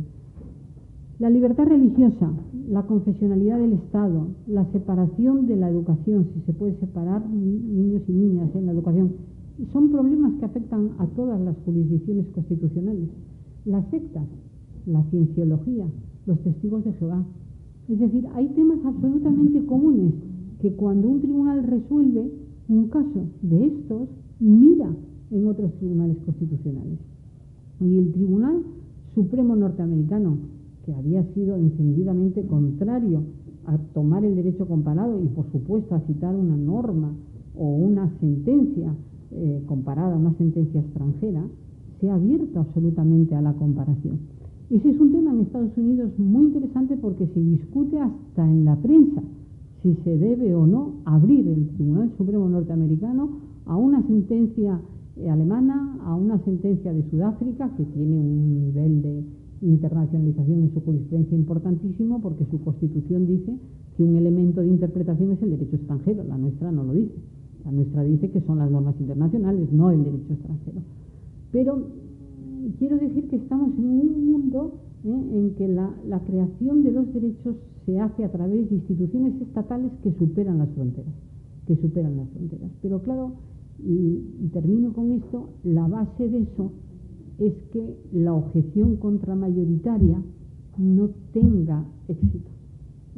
La objeción contramayoritaria significa que un tribunal constitucional es una tercera cámara, donde están PP y PSOE, y que si la norma es del PP se declarará inconstitucional si la mayoría del tribunal es del PSOE o propuesta por el PSOE, y que si la norma es del PSOE se declarará inconstitucional si el tribunal tiene una mayoría del PP. Eso es la objeción contramayoritaria. Oiga, son ustedes contramayoritarios, respeten las mayorías políticas, y no anulen por voluntad contramayoritaria. ¿Cuál es el antídoto de eso? Exclusivamente la democracia, es decir, la independencia judicial. Y eso enlaza con la excelencia en los nombrados.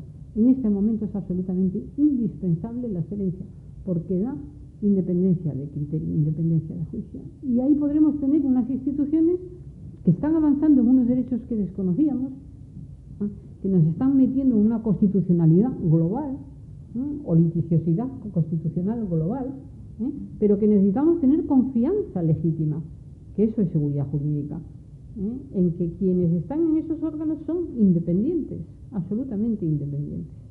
Por eso era tan importante lo que decía Tomás y Valiente, el consenso sobre cada persona, no 2 y 2, no reparto, el consenso sobre cada persona, porque estos órganos son absolutamente fundamentales para el mantenimiento de una Constitución no reformada. Necesitamos una sentencia como esta, la 198/2012, que hace un canto a la interpretación evolutiva, pero se ha hecho con relación a las personas LGTBI. Es decir, que es una jurisprudencia constitucional tan cambiada, cada día aparece un tema nuevo, absolutamente, pero tenemos que confiar en las personas que están en los órganos y no poner la etiqueta de propuesto por el PSOE, progresista, conservador, ¿no? Voto particular, ya se sabe que va a ir contra, evitar eso, ¿no? Y ahí está pues la garantía de nuestros derechos en la independencia judicial. Por tanto, justicia y derechos va unidos. Muchas gracias.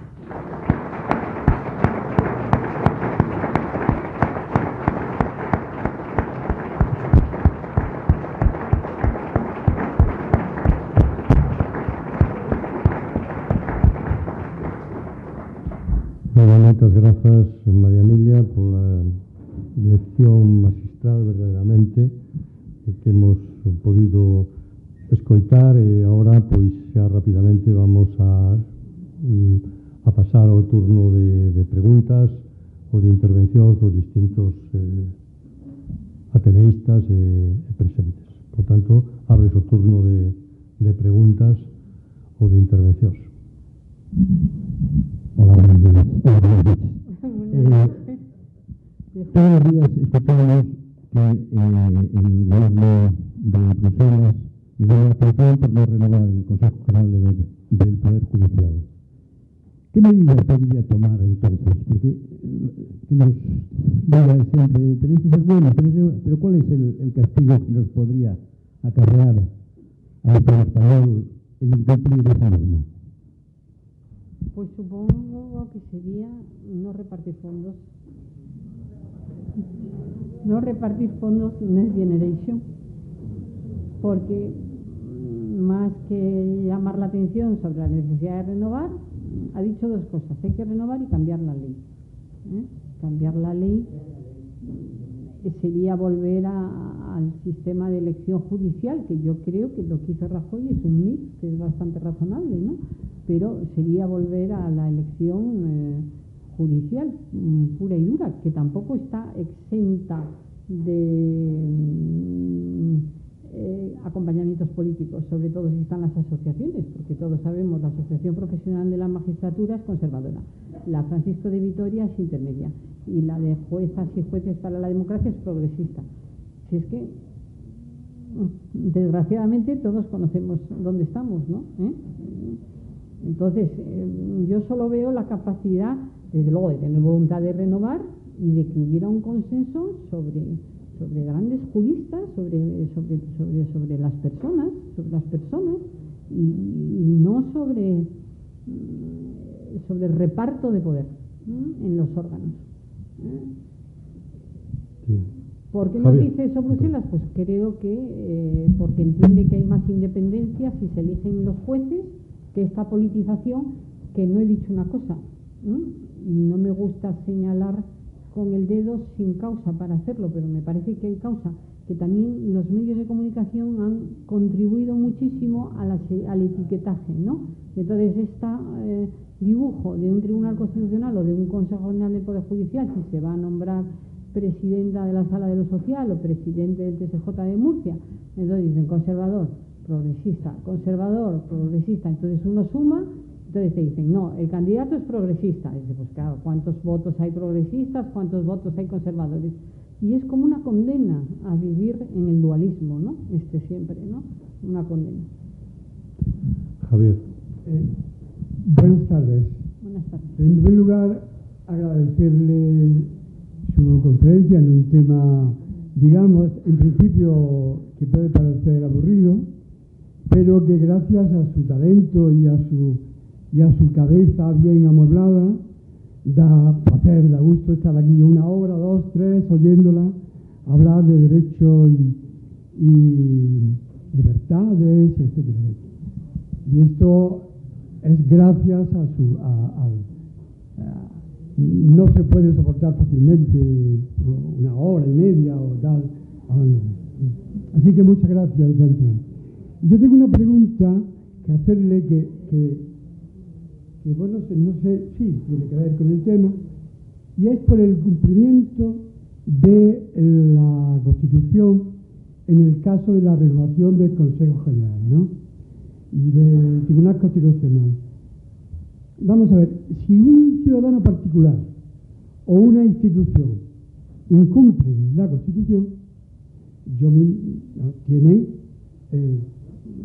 la sanción correspondiente, tienen el juicio correspondiente, tal, sea una persona particular o sea un órgano, como por ejemplo lo fue justamente el caso de 2017 en Cataluña, ¿no? Que justamente pues, cometieron unos actos contra la Constitución, fueron juzgados, y fueron condenados, y etcétera. Pues está.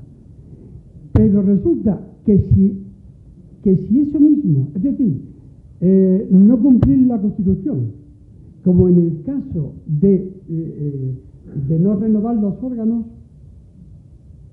bien, se dice, está usted en contra de la Constitución, eso va contra la Constitución, pero bueno, ¿y qué? Al PP le da igual ir en contra de la Constitución, porque no pasa nada. Es decir, ¿contra quién recurre? ¿Contra quién hay que recurrir?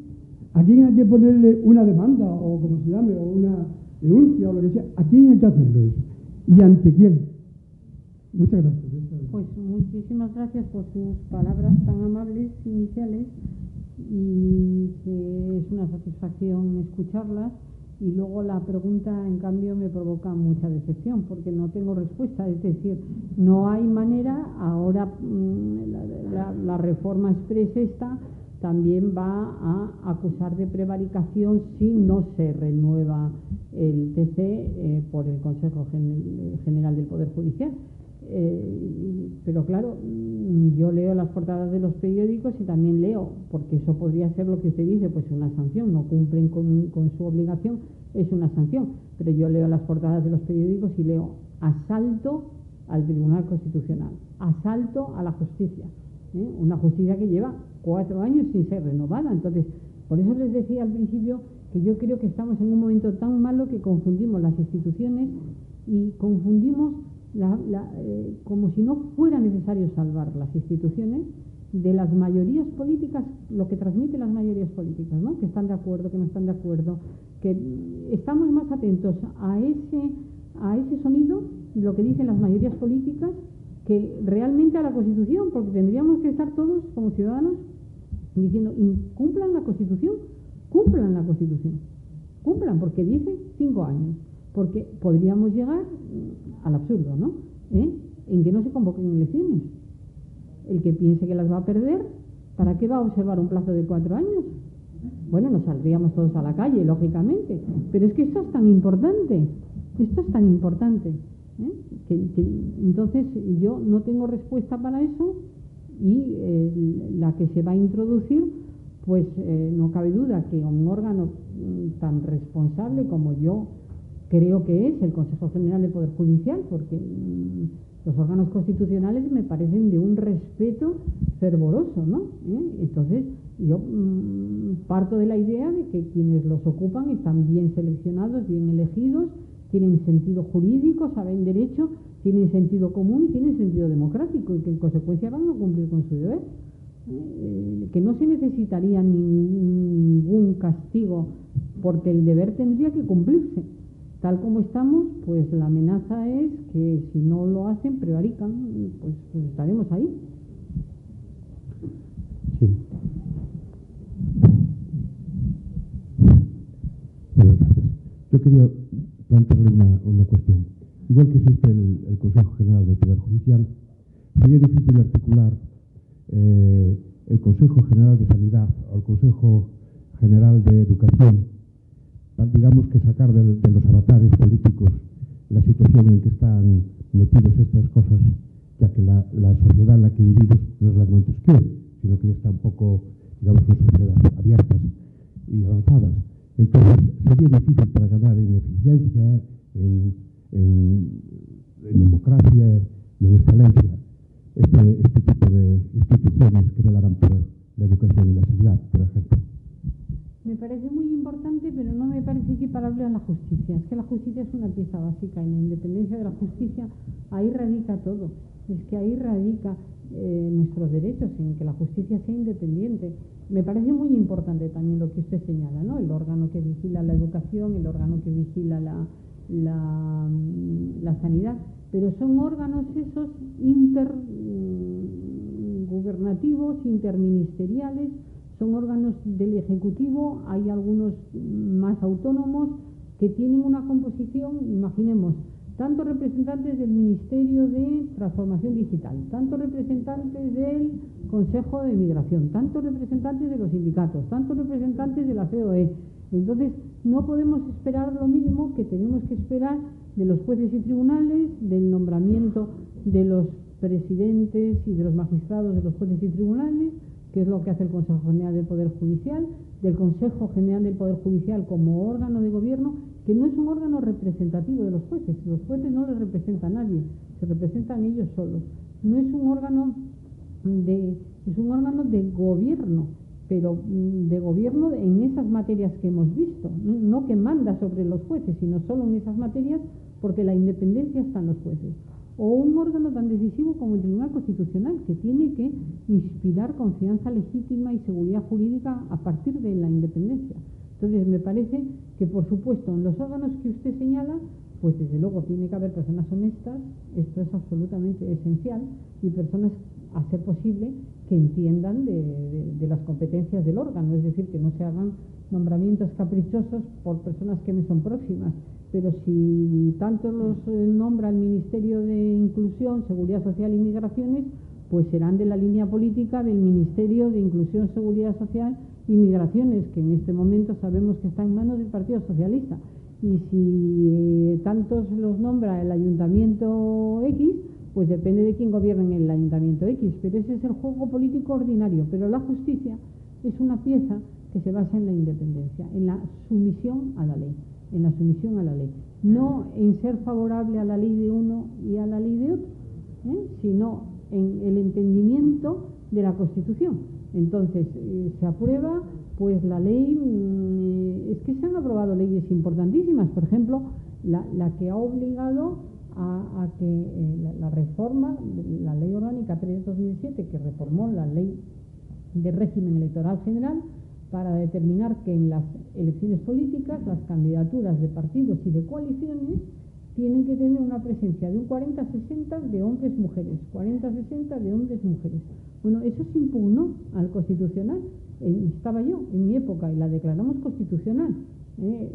Se alegó el derecho francés y el derecho italiano, porque Italia y Francia tuvieron que reformar su constitución para introducir la democracia paritaria. Pero nosotros tenemos un 9.2 que nos permitía hacer eso, porque levanta obstáculos a la igualdad real de las personas y de los grupos en que esas personas se integran. Entonces, la independencia, la lectura de la Constitución con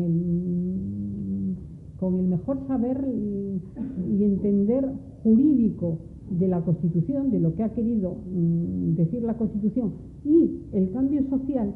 Por eso yo decía al principio, el papel del legislador es muy importante en la política de la constitucionalidad, porque el legislador de alguna manera representa, ¿cómo les diré?, las creencias de la sociedad en un momento histórico determinado. No es lo mismo el legislador del 80 que el legislador del 2022, 2023, es que tiene una problemática distinta, y lo que hace ese legislador en una constitución como la nuestra, que es una constitución de coincidencia, de consenso, lo que permite es una opción más conservadora y una opción menos conservadora, siendo las dos constitucionales.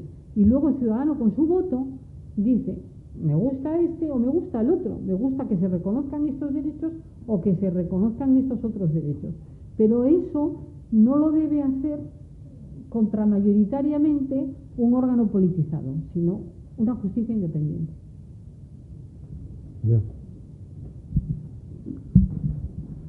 Buenas noches. Antes de nada, pues agradecerle su conferencia, que ha sido muy instructiva. Volviendo al tema del Poder Judicial, que está últimamente de moda, me gustaría hacer una solución para todo este follón que hay. cuando acabase el mandato, cuando acabasen los 5 años de mandato de cada uno de esos miembros, que cesaran en sus funciones, o sea, que quedaran apartados del Consejo de Poder Judicial, que queda vacante esa plaza. ¿Creo que esa es una solución? Sí, se ha barajado esa solución en el derecho comparado también, y aquí se hizo, yo creo que no correctamente, cuando se señaló que en funciones el Consejo General del Poder Judicial no podía hacer nada, pero se incluyó el no poder nombrar a los 2 magistrados del Tribunal Constitucional, que es una obligación constitucional, ¿no? Entonces eso, la ley no podía decir eso, pero sí, eso se ha barajado. Lo que pasa es que nuestro modelo está montado, yo he arrancado de ahí, sobre el consenso. Que los constituyentes fueron pues unos coitadiños, pues fueron unos coitadiños, pero partieron del consenso y entonces nunca imaginaron esta situación. No se puede hablar con ellos porque desgraciadamente casi ninguno está vivo, desde luego del primer tribunal constitucional. No se puede hablar con ellos, pero habría que hacer esa historia, ¿no?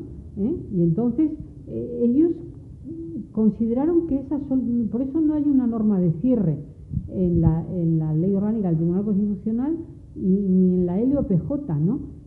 Salvo la que ha cerrado este gobierno, ¿no? ¿Qué es lo que usted propone? Es decir, cesan ese mismo día. ¿Y qué dice? Continúan en sus puestos hasta que sean sustituidos por los siguientes. ¿Por qué? Porque se presume que se va a hacer todo por consenso y en plazo.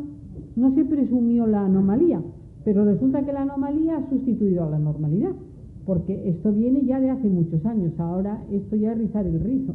Un órgano con 4 años, pero ya he dicho en mi caso, yo estuve 3, que es una barbaridad, o sea, es un incumplimiento notorio de la Constitución. Entonces, ya digo, en el caso alemán dicen, pues propone el tribunal y usted queda obligado a nombrar al que dice el tribunal, cesan y se propone, pero para eso, claro, también tendría que haber consenso para reformar el sistema, porque son normas muy de convivencia, muy fundamentales, que hechas unilateralmente, pues tampoco sé si va a funcionar el modelo, pero desde luego yo estaría por alguna fórmula que no obligar a reformar la Constitución, porque creo que lo he dejado claro, nosotros no podemos reformar la Constitución. Fíjese cómo estamos en cualquier sesión del Congreso, como con las mayorías que se exigen para reformar la Constitución. ¿Cómo vamos a poder reformar la Constitución? No vamos a poder reformar la Constitución. Entonces, lo que se puede hacer en estas leyes, y a mí se me ocurría eso, que respetando a propuesta del Congreso, a propuesta del Senado, quedaran vinculados por una propuesta del propio tribunal, que no sé si está en el límite de la constitucionalidad, pero viendo un poco por dónde va usted. Sí, a ver.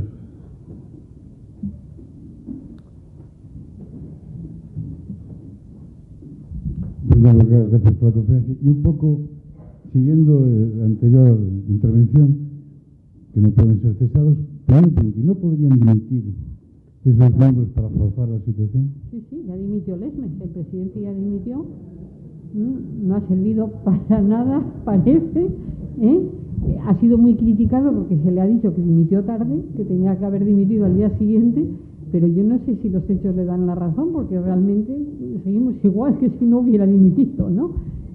Entonces yo creo que es una necesidad de altura, o sea, es que las instituciones se destruyen con gran facilidad, pero ponerlas en pie es muy complicado, ¿no? Nosotros tuvimos esa inmensa suerte de que el primer Consejo General del Poder Judicial fue excelente, porque se tomaron todo tipo de cuidado en elegir a los mejores. Y el primer Tribunal Constitucional y el segundo fueron de lujo, eran gente sabia. Es que es esa etapa iniciática es irrepetible, porque además no sabían hacer jurisdicción constitucional, nunca la habían hecho. ¿Cómo lo hicieron tan bien? Porque uno lee esas sentencias y además ser conscientes de que una sentencia del Constitucional, a diferencia de una sentencia de un juez ordinario, no va a las partes, va a la opinión pública, va al público en general, va a los ciudadanos. ¿Cómo tuvieron esa iluminación tan impresionante?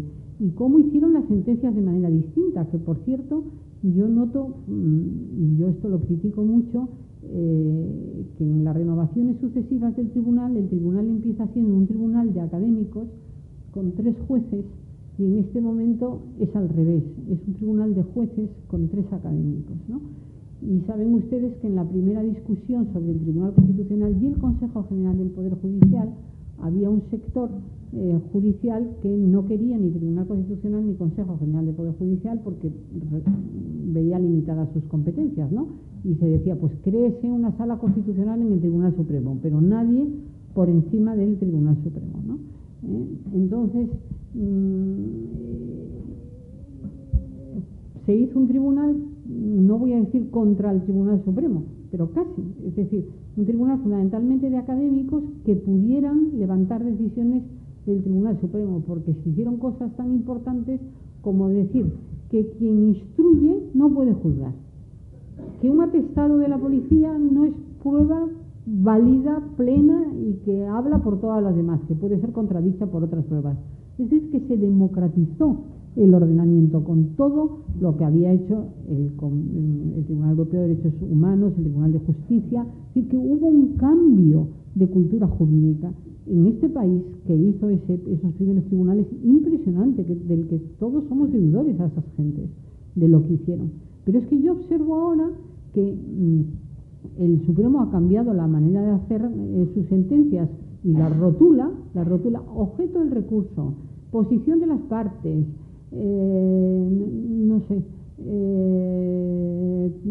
derecho a la prueba, y ahora resulta que leemos sentencias del Tribunal Constitucional que son como las del Tribunal Supremo.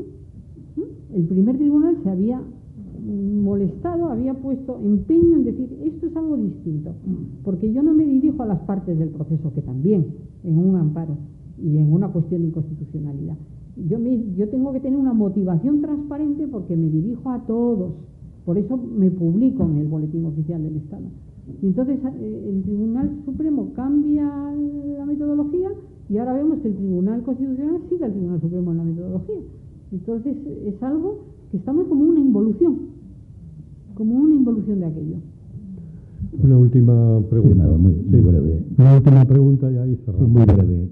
Aunque sea redundante, me uno a las felicitaciones anteriores sobre la intervención, que creo que fue magnífica, sinceramente. Quería plantearle una pregunta que es muy concreta. Es sobre el tema de la designación de los 2 magistrados del Tribunal Constitucional, los futuros magistrados. O sea, la propuesta que está. ¿Existe en su conocimiento en el derecho comparado de tipo constitucional alguna fórmula que pueda impedir de algún modo alguna designación hecha desde el Ejecutivo cuando se puedan suponer o realmente constatar temas de posible incompatibilidad? Es decir, que alguno de esos magistrados, por haber desempeñado algún puesto anterior en algún Ejecutivo, pueda verse afectado en la designación de temas, que le coincida a lo mejor un pleito en el que haya podido tener una actuación anterior cuando formaba parte de ese Ejecutivo.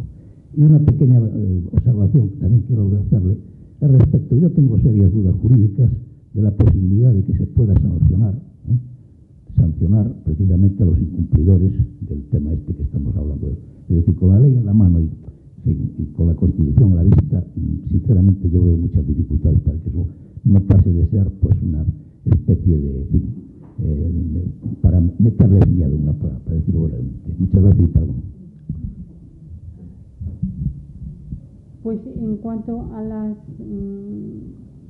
incompatibilidades, están reguladas en la Ley Orgánica del Poder Judicial y, bueno, no son excesivas, ¿no? Son algunas que se refieren a, por ejemplo, es incompatible con el cargo de defensor del pueblo, es una obviedad, ¿no? Con el de diputado y senador, también me parece obvio. Con cualquier cargo político o administrativo del Estado, las comunidades autónomas, las provincias u otras entidades locales, ¿no? Con el ejercicio de cualquier jurisdicción o actividad propia de la carrera judicial o fiscal, con empleos de todas clases en los tribunales y juzgados de cualquier orden jurisdiccional, con el desempeño de funciones directivas en partidos políticos, sindicatos, asociaciones, fundaciones y colegios profesionales, y con toda clase de empleo al servicio de los mismos, con el desempeño de actividades profesionales o mercantiles, y en lo demás tienen las incompatibilidades de los miembros del Poder Judicial. Pero fíjese que un miembro del Poder Judicial no puede militar en un partido ni en un sindicato, y en cambio sí lo puede hacer un miembro del Tribunal Constitucional, y hay 2 autos al respecto del Tribunal Constitucional, porque lo que impide el 19 es ejercer funciones directivas en los partidos políticos y en los sindicatos y asociaciones, pero no estar afiliados, porque hay un entendimiento de que, o la ley entiende, se inspira mucho en la ley del Tribunal Constitucional alemán y tiene esta misma norma, que el juez constitucional no tiene que tener opinión formada, porque y eso no le impide, no impide su independencia, porque incluso en los amparos la interpretación de la Constitución siempre entraña un conflicto político, ¿no? De ahí que yo no estaba muy de acuerdo con él, pero tengo que decir que cada vez me inclino más a estarlo. El presidente Jiménez de Parga decía que era un órgano jurídico-político, ¿no? Está regulado, como saben ustedes, en la Constitución española, en el título penúltimo, en el título 9, en la Constitución del 31 estaba regulado en el último, con el poder de reforma. Esto se discutió y tiene un título propio, porque el Tribunal Constitucional es casi un poder de reforma. No es un poder constituyente constituido como el poder de reforma, que es un poder constituido totalmente, pero, por ejemplo, en la construcción del Estado autonómico ha actuado como un poder constituyente constituido, prácticamente, ¿no? Porque el título 8 es muy abierto, entonces ha permitido ahí el ejercicio de un poder muy, muy relevante. La incompatibilidad supone el cese, supone el cese. En cuanto a no sé cómo va a quedar regulado, si se podrá sancionar o no, porque he buscado para esta conferencia y no lo he encontrado en la página del Congreso. Entonces he leído en la prensa, tengo la información de la prensa, que supongo que será, porque la he contrastado entre varias fuentes de información, pero supongo que será precisa, pero no lo sé, no le puedo asegurar que sea absolutamente precisa lo que yo he leído. Moi ben, bueno, pois moitísimas gracias, María Emilia, pola túa presencia, pola túa conferencia. Verdadeiramente voulle facer entrega, María Emilia, dun pequeno agasallo do Ateneo de Santiago para que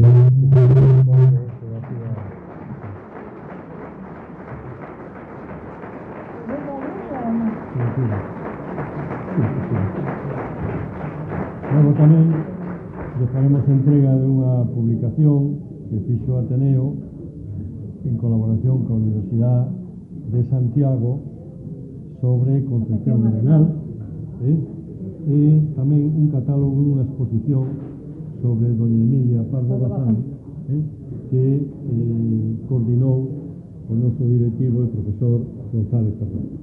Pues moitas grazas por estos agasallos tan bonitos, ¿no? Tan estupendos.